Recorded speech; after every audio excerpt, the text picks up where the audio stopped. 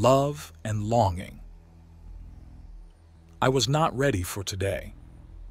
Amara Gore, a distant cousin to Officer Finry Gore, states, "Granted, it's a fair statement considering she's standing in a place that is also a living creature that has influenced the history and legends of her people for time immemorial and likely has personally lived longer than her entire species has existed."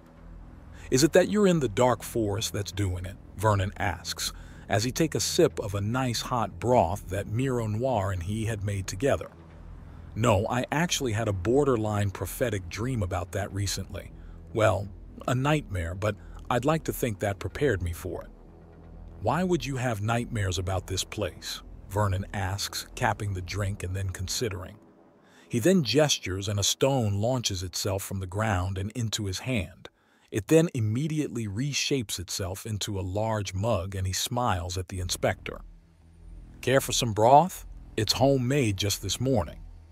She just stares at him for a moment before coughing into her fist and straightening out an imaginary wrinkle in her suit. "No, I am fine. I ate quite well, and absurdity aside, this inspection should be over before lunch." "Of course. Now, as I understand it, the caretaker is also the location where the children will be staying," Amara Gore states before scrunching her eyes together for a moment, which is a fascinating situation, but the point stands that it is going to be very difficult to actually speak with and interview the forest itself. "We have a solution," Vernon states. "Somehow I am not surprised," Amara Gore states blandly. "We've been practicing something. The forest mind is vast after all, and while it's capable of many things, quick communication is a little bit tough for it," Vernon states clearly. "A point against it, I'm afraid.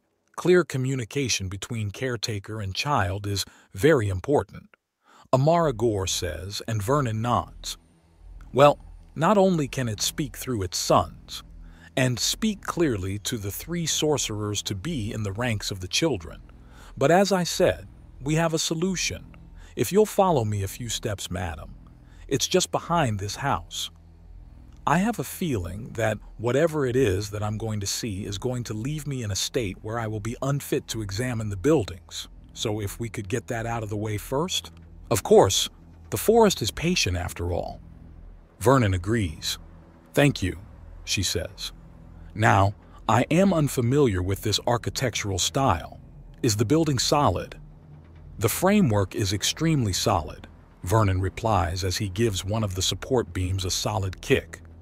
Without axiom use, they're rated for more or less constant low-level earthquakes and very impressive storms, which means that with the sheer tectonic stability of this area and the shelter of the forest itself around us, that this building is rock solid even without the sheer amount of axiom running through it. And with the axiom, fireproof, waterproof, windproof, insect and animal-proof.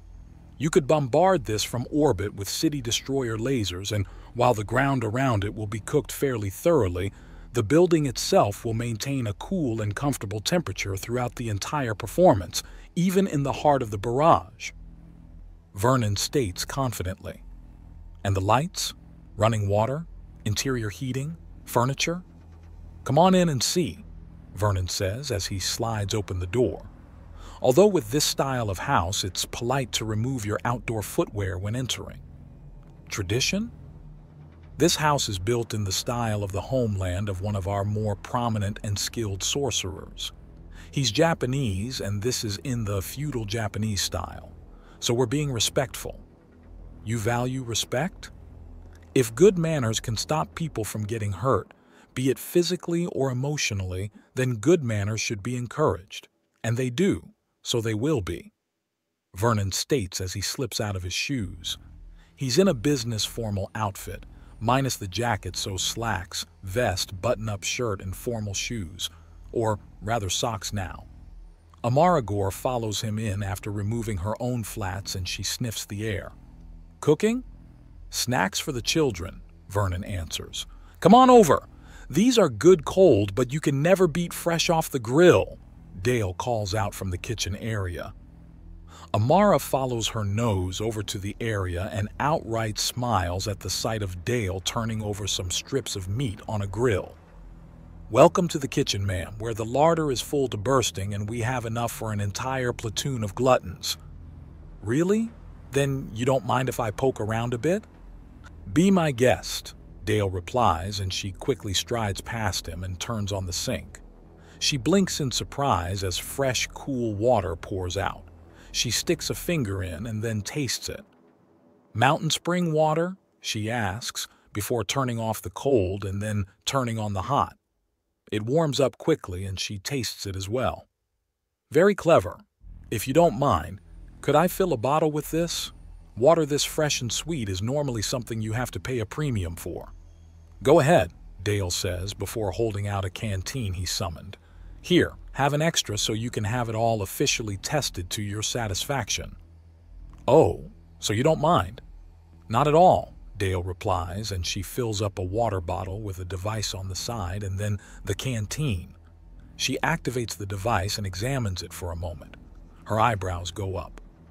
"Well, seeing as how you have what chemically seems to be fresh Queen's Delight bottled water out of the tap, I'm going to give this a pass. An envious one, as I have to pay a fair amount for water this good." She then takes a deep drink of the water in question. "Oh my, that is very good. Care to examine the larder?" an amused Dale asks. "Yes, it would be." Obviously, the door labeled larder and galactic trade, cinder tongue, classical cinder tongue, and 2 more languages I don't recognize. "Japanese and English," Vernon supplies. "I see. English is kind of like the galactic trade of Earth if it was made by complete accident. And Japanese is the language that shares its history with this kind of building." "I understand," she says before opening the larder. Clear preservation markings on every shelf to prevent decay, and insect and microbe warding arrays as well. "Very good, I see. An enormous amount of paratalk. Delicious, nutritious, and very numerous locally," Dale offers. "You have the standard cuts of meat, good. Bones for stewing and chewing. Organ meat for the nutritious centerpieces of the meal, and you've even kept jars of rendered fat and blood for the thickening of soups and stews. Aren't you omnivores?" "Yes, which is why it was so hard to resist putting in bushels of fruits and loads of grains and vegetables in there too," Dale remarks. "Does it hold up to standard?" While it has less variety than some pantries, I've seen the sheer fullness of it certainly compensates. I'm going to note down that a larger variety of meat should be included.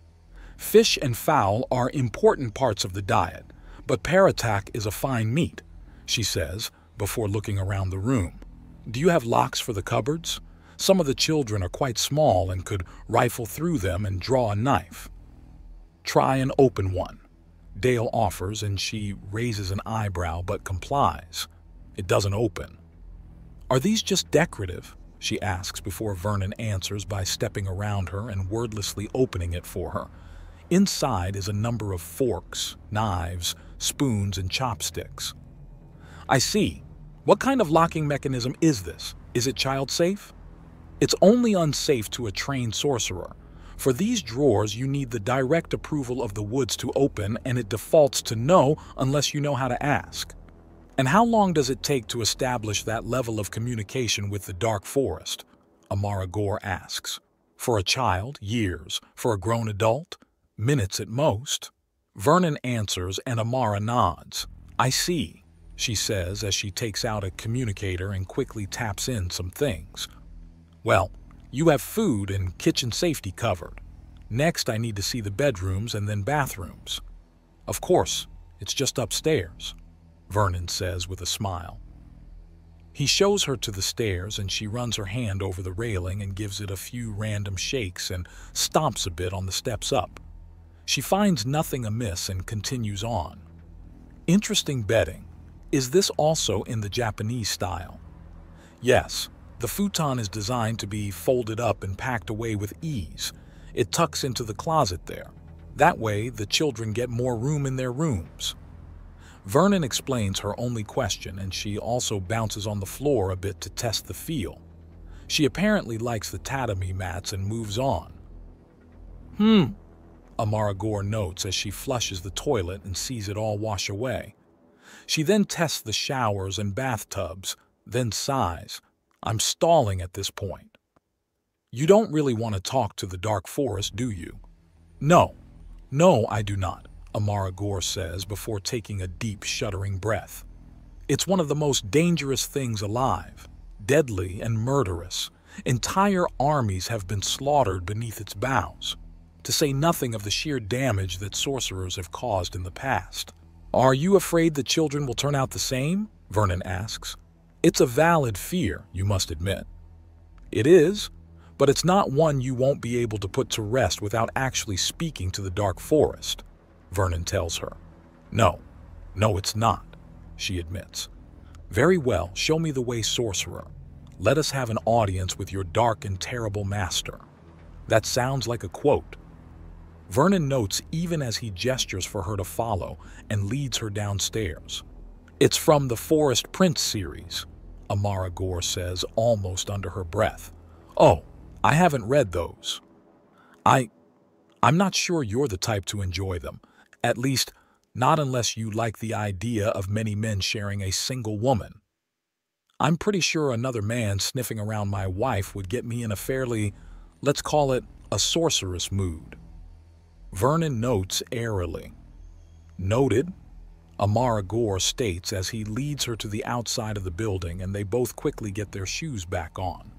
So how far is it? Just behind the building. It took a bit of work to put this together. However, the idea of having a central voice was a little too good to ignore, Vernon says, and Amara Gore pauses. A central voice? A place from which a forest can directly communicate. But I warn you, the forest is not an apuk or any other species. It's different, very different. Different how? It doesn't think like us, Vernon answers. It can understand us, though. It's also very, very much bigger than us and aware of it. Is it safe? It's the dark forest, ma'am. You know the answer to that, Vernon says, and she pauses. He turns around.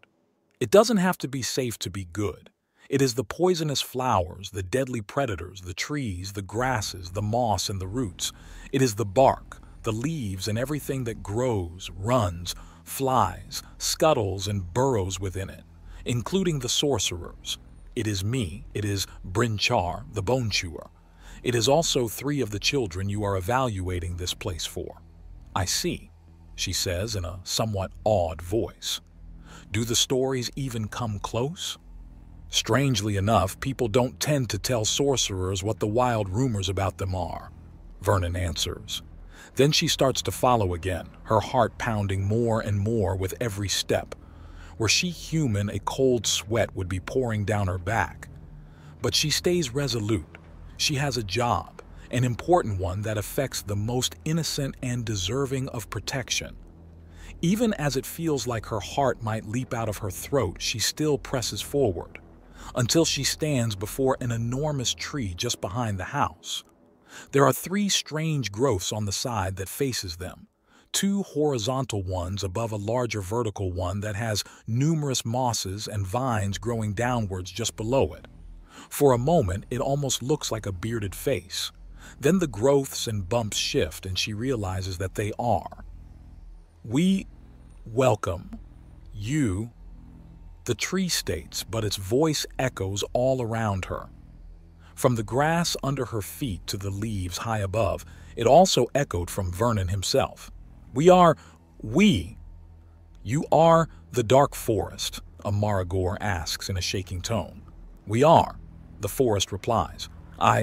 Oh goddess, I am Amara Gore. My duty is to determine how fit you are as a caretaker of children, and please don't hurt me.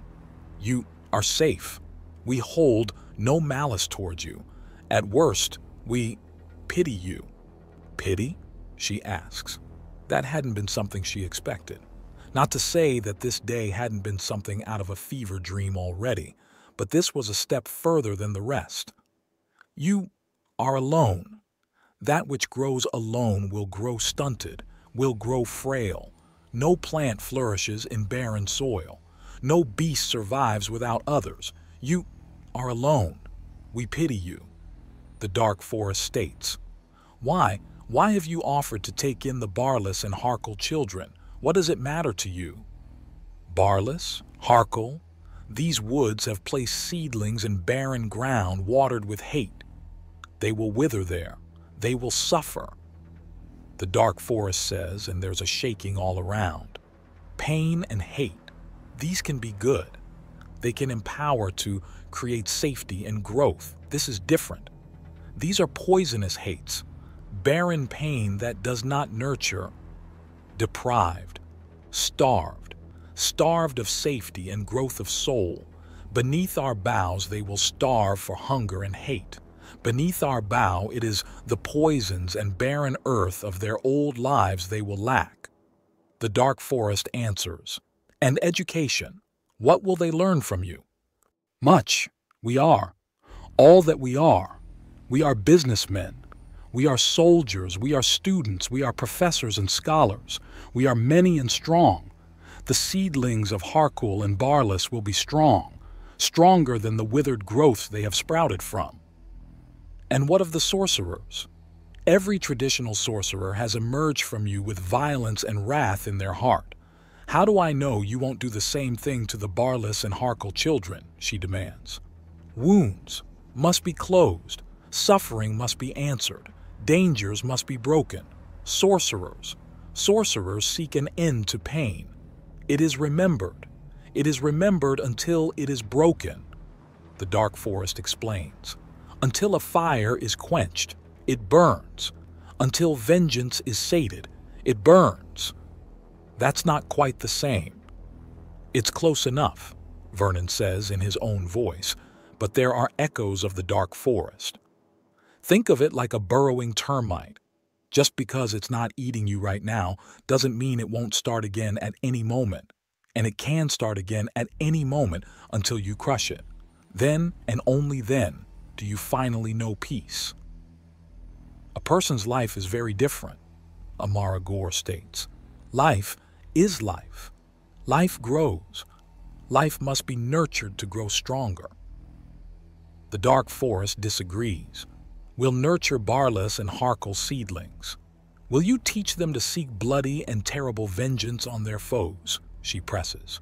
We will not, the dark forest replies. I see. Goddess help me. I'm leaning towards approval, Amara Gore mutters with wide eyes.